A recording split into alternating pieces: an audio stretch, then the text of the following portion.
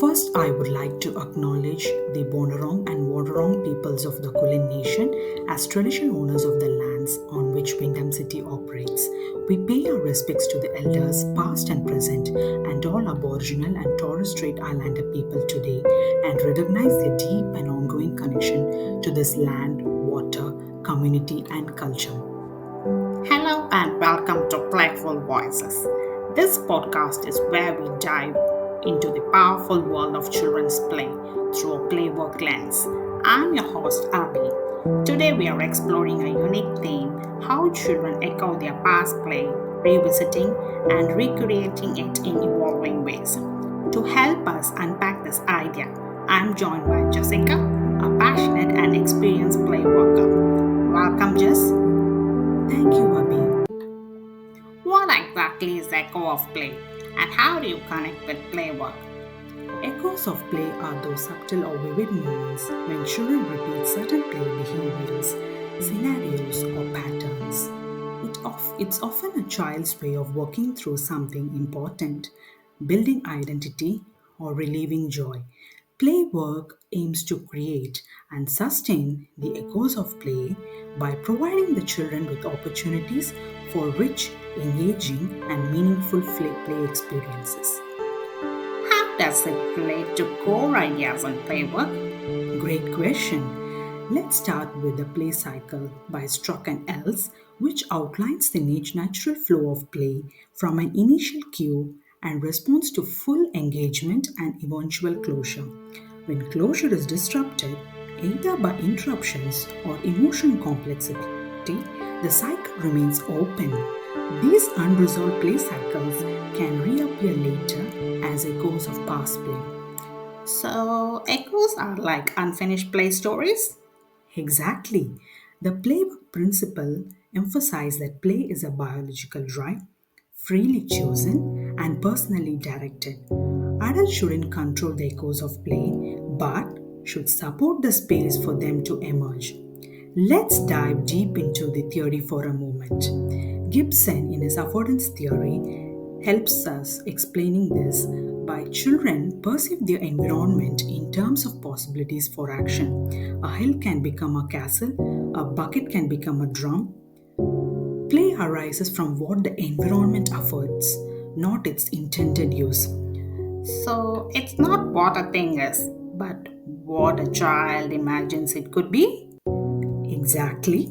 This links to the idea of inefficient mapping, where children use objects in ways that defy their functional purpose, like turning a scarf into a tail or a stick into a wand. These moments reflect pure imaginative freedom and signal deep engagement, ownership, and creativity from a playwork perspective. I love that. So, those inefficient uses are signs of rich evolving play? Absolutely. As play workers, we are there to notice and support these micro movements, not interrupt or redirect them. They reflect their child's unique voice and play. That reminds me of the Colorado paper, right? Where has play become intrinsically motivated?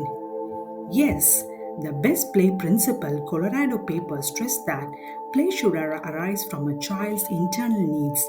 When children revisit past play, it often reflects emotional or cognitive processing to protect, not disrupt. As a playwork primer, Wilson Say describes, play workers are guardians of the play process. Our role is not to fix or direct, but to hold space with trust and sensitivity, noticing these echoes without needing to interrupt or explain them. Do you have any personal experience that brings all this together?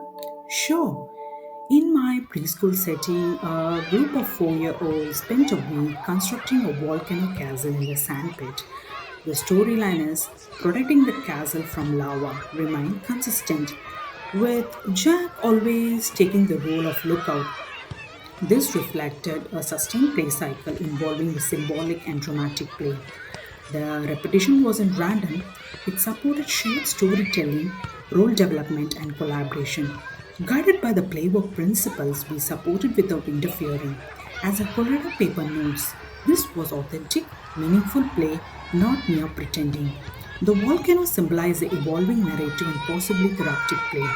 By holding space, I upheld the ideals of Playwork primer and Colorado paper, ensuring their play remained freely chosen and deeply meaning. That's powerful. So, what should listeners, especially future play workers, take away? Observe, don't interrupt. Echoes might mean a play cycle is still unfolding. Let the child lead.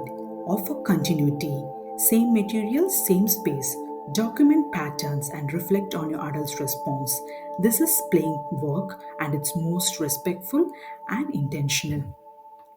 Thank you, Jess. You have shown us that repeated play is rich with meaning grounded in theory, emotion, and development. As the United Nations 2018 reminds us, children's rights are central to a just society. Playful Voices podcast shares that vision, valuing play as a path to autonomy, expression, and well being. To all our listeners, next time a child repeats a scene or replays a game, pause, watch, listen. Those echoes might be unfinished stories waiting to be heard. I'm Abby, and this was Playful Voices. Until next time, stay curious, stay compassionate, and always stay playful. See you on the next episode. Thank you.